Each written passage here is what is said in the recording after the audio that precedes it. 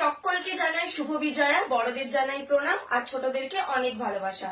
তো আমি আজকে মাকে বরণ করার জন্য পুরো রেডি হয়ে গেছি। সাবেকি সেজেছি, জানি না কেমন লাগছে আমাকে।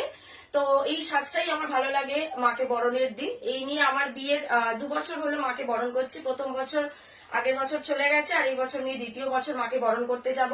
সিঁদুর খেলা হবে বাঙালিদের, না এটা আমার মনে হয় শ্রেষ্ঠ রীতি যে মায়ের বিসর্জনের দিন মাকে বরণ করে সিঁদুর লাগিয়ে প্রত্যেকটা স্ত্রী যারা বিবাহিত আছে প্রত্যেকের কপালে সিঁদুর দেওয়া হয়, সিঁদুর খেলা হয়। এটা আমার মানে ভীষণ ভালো লাগে। সে কারণে আমিও রেডি হয়ে গেছি, মাকে বরণ করতে যাব এবার।